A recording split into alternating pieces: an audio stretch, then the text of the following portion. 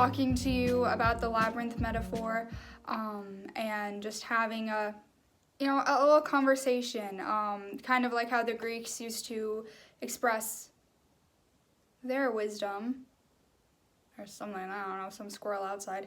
Anyway, how the Greeks used to express their wisdom is they would share ideas and they would talk about opinions, and so this is my opinion on what I think the labyrinth metaphor means. Keep seeing things moving.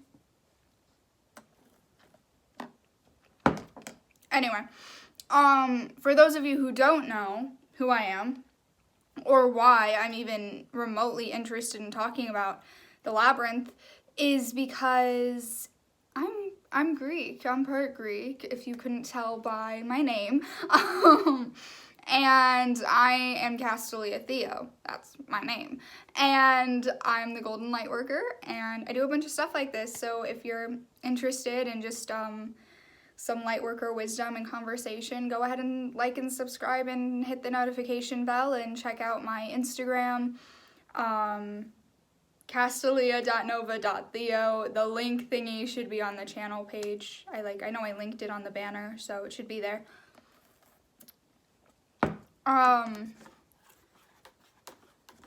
This smoothie is a heart and root chakra smoothie because I just finished piecing together a video that I'm going to put out on Mercury retrograde, which is the 14th. Today's the 11th when this is being recorded and coming out. So I needed a little balancing. It's about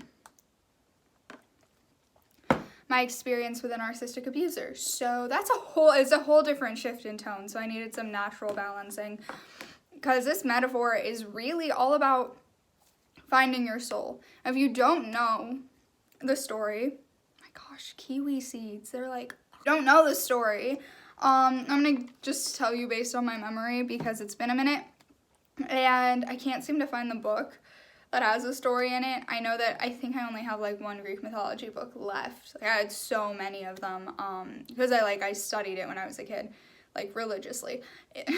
Not like I believed that they were all real, but like I really looked for symbolism and metaphors, and I studied it all. So the Labyrinth Story is, there's a Minotaur in it, little fun monster, a bull human hybrid thing, and this hero dude wants to kill the Minotaur, and there's a princess and she helps guide him with a red string, and correct me if I'm wrong, please. It's been a while since I've read it. I've heard these stories since I was a kid, so I know like the general story of it. He follows the string to get out because with a labyrinth there is one entrance and one exit. Like, it's one. The entrance and the exit are the exact same thing. So if you get lost in there, loop your way through so you can lead yourself back. And I know what you're thinking, why did he just not, go in and go out? Because the Minotaur was deep in the labyrinth, and the labyrinth had a lot of different spaces where something could be hiding. So he couldn't just go in and go out. He had to go far into it, and having the string leading him back to his starting point is what helps him get out. Yeah, it's different than a maze. A maze has a different entrance and exit, so you can start on one end and end up on a different end completely. Although a lot of the mazes that I've been to, I live in the Midwest, so I don't know. Many of you know what I'm talking about, but we have a lot of cornfields here, and in the fall, we go to corn mazes, and there are corn mazes all over the Midwest. And when I've gone into those, typically the entrance and exit are right next to each other, so it's right there, and you get lost through it, and you're like, wait, I'm just where I started. So it's technically a labyrinth because even though it's two separate holes, it's in the same place, so you end up right back where you started anyway. That's a lot of the ones, at least the kiddie ones. I don't know if they're ones that aren't on apple orchards for kids, that maybe you do end up on a whole separate side of the park or wherever, but I was so disappointed when I figured that out, because I figured it out when I was a kid, and we went to one corn maze, not on an apple orchard, at this butterfly preservation place. Like, it was right next to each other. I was with like a little friend, and we figured it out that it was right next to each other, and we were like really sad because we just like spent the entire time trying to find a way out, thinking we would end up somewhere else, but we ended up in the same place. So, but that's the difference. The whole like Minotaur thing, he's like a monster.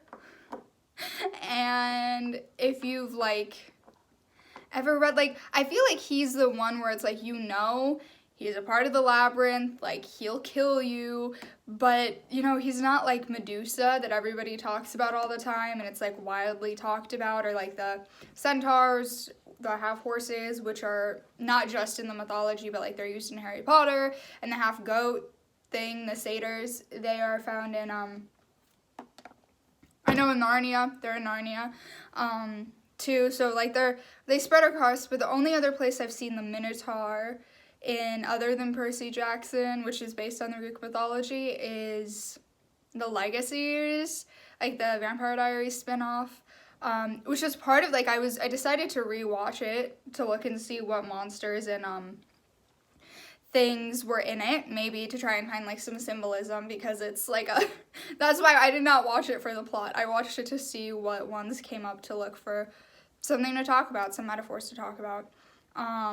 And that's when I was like, I need to talk about the Minotaur, and I need to talk about the Labyrinth, because it's kind of out there, but not as much as other things. I mean, unless you read like the Battle of the Labyrinth Percy Jackson thing, which I did. That was actually my favorite one when I was growing up. That was my favorite one.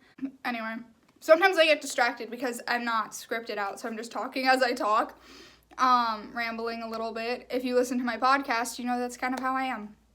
So, I don't know why the kiwi seeds like make me feel like I'm drinking sparkling cider or something. Sparkling, not cider. Water. Oh my gosh. Okay. I had a whole out-of-body experience. Anyway, so the red string that leads you back to where you started from, that's the basis of the metaphor. So if we look at the labyrinth, and the labyrinth is life, this is what I think it means. Like, the labyrinth's life, and the girl, the princess, is like a guide, and you're the hero, and the Minotaur is like the negative polarity. And, kind of, yeah, I mean, the negative polarity, roadblocks, whatever. And the red string is your connection to your source, connection to where you started from, connection back to your soul. So the red string is you're leading you back to your soul. And so you go through life, and there's only one entrance and one exit out of life, okay? Like, you're born and you die. Everybody dies. Like, everybody's born, everybody dies. You come in as a soul entering a body, and you leave as a soul leaving a body. So it's that, well, maybe it's, I don't know, it's a maze, maybe. But the whole metaphor of it is finding your soul again. So you enter into the unknown world of the physical realm, and you spend your entire life looking for a source, searching for your center, searching for your purpose for being, and you may get distracted by the negative polarity, which is like the Minotaur. And what the Minotaur actually represents is, I don't know if many of you know about the stories of Atlantis. I know that the beings I'm channeling for my book, they experienced Atlantis, and so I learned a bunch of things while communicating for them. And what I learned is there was these experimentations that happened that resulted in the fall of Atlantis. And a lot of times what I hear when I connect to them is what caused the fall of Atlantis is it'll reappear a bunch throughout our journey back to golden status Earth. And typically it'll come back as the final test when we're starting to transition to the Silver Age, which is transitioning, and we're kind of in it right now, where we're slowly switching to divine feminine control of like intuition and spirituality. And while we're in that phase where we're slowly transitioning back to our souls and back into the spirit realm, we will get tested as a collective with the same thing that caused the fall, which is lying and experimentation to any degree. Like, even if it's just like, I mean, animals, we know that there's animal experimentation that's happened. I mean, we've seen it. Like, I mean, we know that it happens. They experiment on like hamsters and stuff all the time. So like unnecessary experimentation. So what the Minotaur actually represents is that experimentation where it's this hybrid of two things that don't go together. And it starts to, a lot of the experimentations became the entities that allowed the negative polarity to come through and pull Atlantis and cause the fall. So it's not only symbolizing the negative polarity, but it's also symbolizing what caused the fall. Because you have to think about it, when all of these stories were starting to be told, the ancient Greeks were very metaphorical in how they spoke, and even like in anything, in any ancient civilization, everything is told in a metaphor. Everything is a metaphor. It's not what you think it is. It's not a story about gods and goddesses. Like, yes, people worshipped them at some point, but the original story was a metaphor and in symbolism. And even like now, when I connect to the guides and when I connect to these beings for my book, they do speak in metaphors, because the one thing that they don't want to do is impose on the free will of us figuring it out on our own, because that's the journey of life, of us figuring it out on our own, of us finding our way out of the labyrinth on our own, and we're just given hints and clues along the way. So, I mean, that's obviously, this is not my friend right now.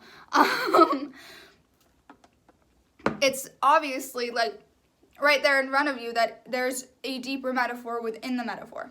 So, understanding that, you even look at the satyrs and the centaurs, they also are a representation of that as well, of what happened.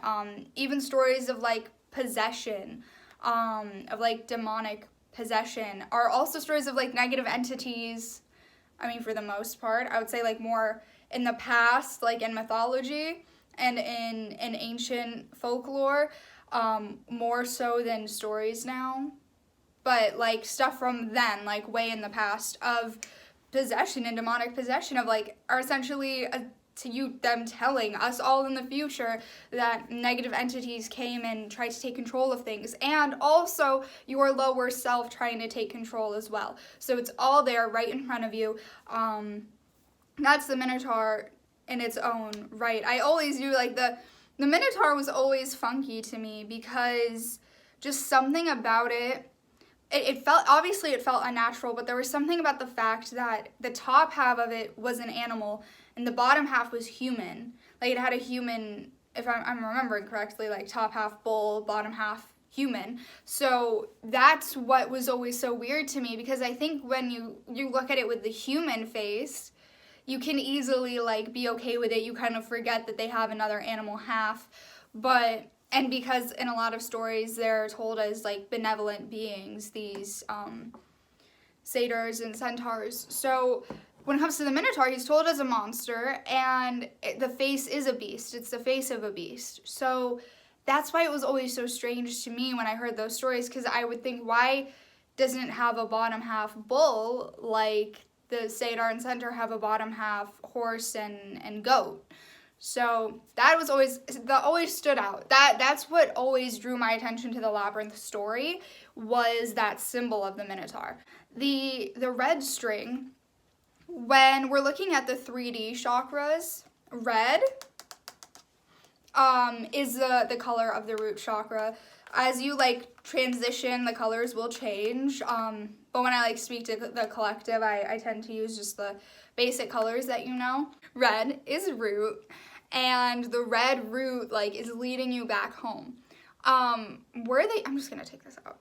We're the heroes because we are our own hero. We find our souls ourselves. We heal ourselves. We have the free will. We have the choice to make those decisions and to find our way back to our soul.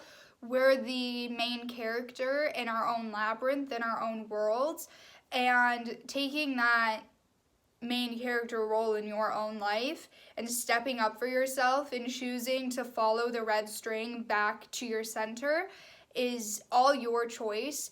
And a big thing of this entire story is, you know, he could have chosen not to use the string that the princess, or in our case, like that our guides in the universe is giving us. You know, he could choose not to follow it. That's his choice. That's completely up to them.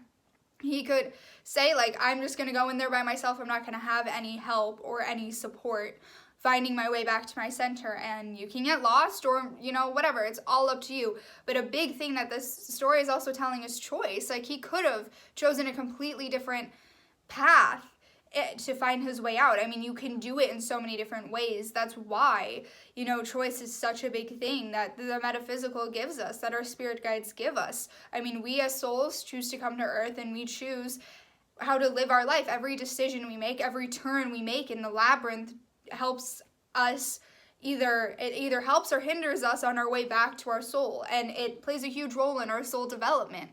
So be very aware of that. You know, the princess, she definitely represents the guides. I mean, they give you the tools that you need. You're given exactly what you need. It's right there in front of you. You just make the choice to grab onto the string or not. And you can grab onto the string at any point. If you veer off your path and you take a million different wrong turns, you know, you're still trapped in the labyrinth. So if you happen upon the string again, you can grab onto it and follow it, because not only does the string represent like the route and leading us back to our center, but it also represents our spiritual path. It's our path, and no matter how many times you veer off it, as long as you pick it back up again and you're back on it again, you're on the right track. It's following the right track to complete your purpose. And our purpose is to rise above the negative polarity, to essentially kill the negative polarity, to essentially kill our lower selves, to stop what caused the fall of Atlantis, which was experimentation, to reinvent the story, to make a new earth. We have that purpose. So you go in there, kill the Minotaur, and the Minotaur can be exactly the thing that you needed to overcome to complete your purpose. And our purpose is inevitably, for everybody, you know, bye-bye negative, hello positive, finding our souls. That's part of the soul development journey. And no matter what your mission is in the life that you come into, and in every lifetime, no matter what the mission is, the sub quest of it all is finding your soul. Because to truly know what you're supposed to be doing with your lifetime, you need to find your soul. You need to connect to your source so you can hear about it. And that's also very much there in the metaphor as well.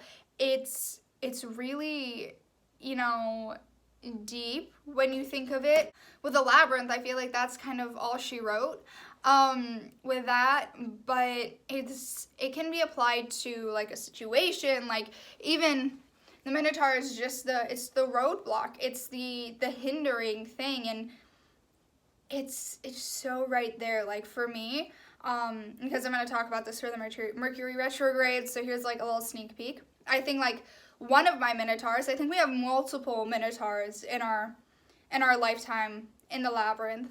We have multiple Minotaurs. And so one of mine was, you know, my biological father, and a lot of the things that he did and a lot of the things that his family did. And part of that kind of like contract that you have, that soul contract that you have, where you're supposed to defeat that beast in your life, like, it was one of the things that I needed to overcome, not just for my own development, but for his as well, just to like see it. And I think what the kingdom, because in the story there's like a kingdom, right? What that symbolizes is the spiritual realm. I think it like really does symbolize like your world, like the whole like kingdom and like royal happy world, you know, on the other side of the veil that you leave to go complete a mission and you come back to. And then you go off and complete other missions. Like, when you think about it, the entire Greek mythology, stories of heroes completing quests, and like the story like the 12 labors with Hercules, where he has to go complete all these tasks, is a story of reincarnation where we keep on going and we finish a mission, we come back to our home, our center, like our souls, and then we go back into the physical realm and we complete another mission, and it all is related to our purpose. Where like in Hercules' case, his purpose is being a hero. So that's, you can even see it there. So it's so much deeper than just some story. Like that's really the point I'm trying to get across when discussing this metaphor.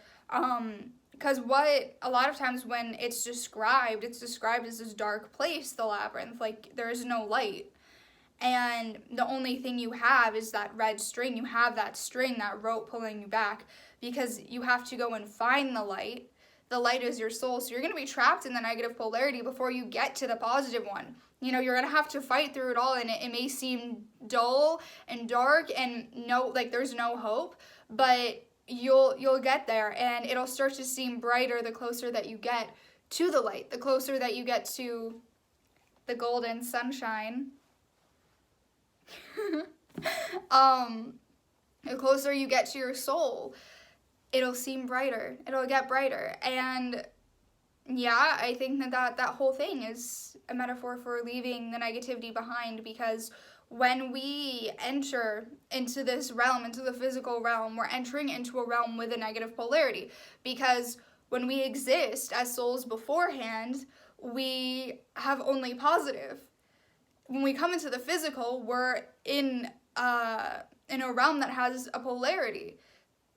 And like now we can do things differently, and that's part of like the whole test of everything. Like you're given the choice to completely do whatever you want, and you have that ability to do these dark things, or you have the choice not to. And it's actually, in the world that we live in, harder to go and find your soul, because a lot of times society deems spirituality as witchcraft or whatever, and it seems, you know, harder to go and try and find your soul from different methods than, you know, the Vatican presents to you, or the religion presents to you, or you know, people are saying, oh, now you're a witch, now this is witchcraft, blah blah blah blah blah. Like that's why it becomes harder, because there are so many stigmas on spirituality. And so it's definitely easier to just, you know, bow your head and follow along with whatever people are trapped in the negativity that you're following. Like it's easier to do that. It's easier to, once you figure out you can lie, once you figure out you can be a sloth and do nothing, once you figure out that you can, you know, be greedy and prideful, once you figure out that you can do all these things, that there's a whole world of tests, there's so many paths in the labyrinth that you can take, it becomes harder to find that rope again. It becomes harder to find your way back to your soul. And right now, like, yeah, there are a lot of people looking for their souls. You know, clearly you have some interest in that if you're listening to this, if you're still watching by this point. So clearly there are people looking for it, but, you know, that's why there are so many light workers that need to put their voice out there so people know that you can do that, because really what you're hearing from the people who are trapped by the negativity, telling you that essentially finding your true north, finding your soul outside of whatever humans think is the standard for it, is witchcraft, and it's evil when it's not. So it can be harder, but like when you're trapped in those dead ends, because there are dead ends in the labyrinth, and you can be stuck in a dead end and trying to leave but finding your way right back there again. You gotta push past it. You gotta think outside the box, and there is this huge box, you know, over the world where you have to think outside of it, you know, because when you're trying to find your way out of the labyrinth, you know, there will be these false trails that you think that you found your way without the string to the exit, but you haven't, because the string is laid out across back to the center. It's laid out across right back to the center, so you'll happen upon it when you're finding your way out. So anytime you're not following it and you get trapped in a detour, you're not getting close to finding your way out, even though, you know, you think that you might be, because the road there is right in front of you, and you deciding to take a different path will lead you away from it. But it's your choice. That's the whole thing. You can be trapped in the labyrinth for as long as you want. And what I think the labyrinth metaphor is nice for is that it can be as a symbol for our journey in life. And it can be a symbol for the world, but it also can just be a symbol for finding your soul, and you're still living in the physical world, but you found your soul, and you're going on and doing little mini quests after that point to further your mission, to further your purpose. So it can have all those different symbolisms. You just got to figure out how you want to apply it to your life. That's it for the labyrinth metaphor. Thank you for listening to my little tangent, my little rant.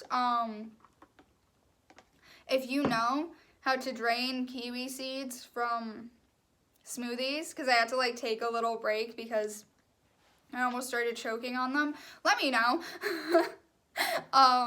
But other than that, this has been the Spiritual Corner with the Golden Lightworker. I hope you enjoyed this moment of shining some light on your soul and really shining some light on the truth. That should be my new little thing. We're shining the light on the truth, because I know that's part of my mission. And, you know, as a communicator for these beings, that the book will be coming out soon. That's part of my mission and my purpose, to be a communicator of truth. So maybe that's our new thing. Hope you enjoyed shining some light on the truth and on your soul. Light and love, beautiful souls.